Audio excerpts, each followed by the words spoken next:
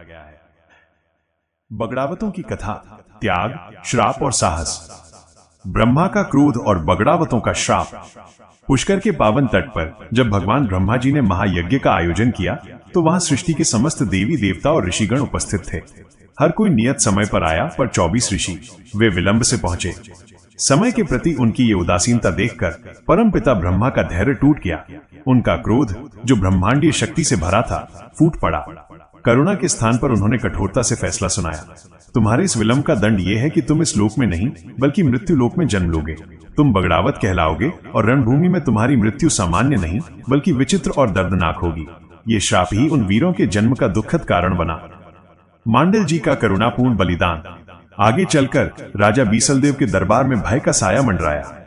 तुर्कों के आसन्न आक्रमण की सूचना ने राज्य को हिला दिया। सेना के लिए अच्छी नस्ल के घोड़े चाहिए थे और यह महत्वपूर्ण कार्य सौंपा गया राजा के छोटे भाई दयालु मांडल जी को। मांडल जी घोड़ों की तलाश में निकल पड़े। यात्रा करते करते वे एक उजाड़ क्षेत्र में पहुंचे जो आगे चलकर मांडल कहलाया। वहां उनकी और उनके दल की प्यास इतनी तीव्र हो गई कि प्राण सूखने लगे। व्याकुल होकर उन्होंने हृदय से भगवान महादेव को पुकारा। भोलेनाथ ने उनकी पुकार सुनी और किसी तरह उनकी प्यास शांत की। प्यास की उस पीड़ा ने मांडल जी के भीतर एक गहरी करुणा जगा दी। उन्होंने सोचा, मैंने तो किसी तरह अपनी प्यास बुझा ली, पर इन राहगीरों का क्या जो रोज इस रास्ते से गुजरते होंगे। घोड़ों के लिए मिला सारा धन उनके मन में फीका पड़ गया। उस धन से घोड़े खरीदना भूलकर उन्होंने लोगों की प्यास बुझाने के लिए वहीं एक विशाल तालाब का निर्माण शुरू करवा दिया। जब राजा बीसलदेव को पता चला कि घोड़े नहीं आए और धन तालाब पर खर्च हो गया तो उनका क्रोध आसमान छू गया। उन्होंने मांडल जी को बुलाया और हिसाब मांगा। अपने बड़े भाई के सामने मांडल जी की आंखें शर्म से झुक गईं। वो जानते थे कि उन्होंने अपने राजा के आदेश का उल्लंघन किया है। परोपकार के इस कृत्य को कलंक लगने से बचाने के लिए और अपने भाई के क्रोध को शांत करने के लिए उन्होंने एक हृदय विदारक निर्णय लिया। उन्होंने अपने घोड़ों के साथ उसी तालाब में जीवित समाधि ले ली।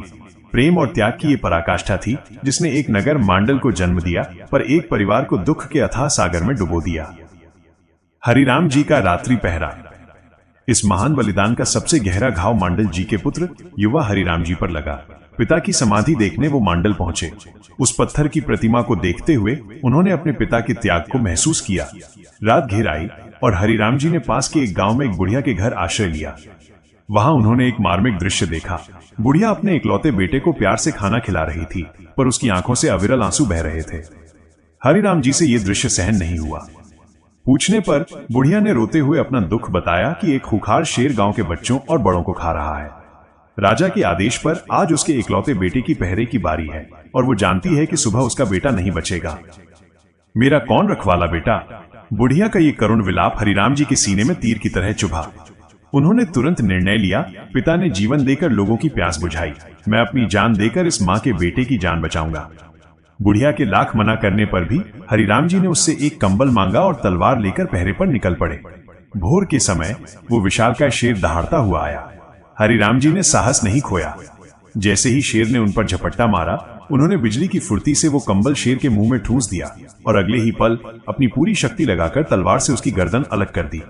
सूर्य की पहली किरणें अभी फैली ही थीं जब हरिराम जी शेर का कटा सिर लेकर गांव की ओर बढ़ रहे थे। ये जीत केवल शेर पर नहीं थी बल्कि भय पर साहस की जीत थी। तभी एक महिला उन्हें झाड़ियों के पीछे से देखती है, एक ऐसी दृष्टि जो इस विजय की कहानी को एक नए मोड़ पर ले जाएगी। आपकी बात।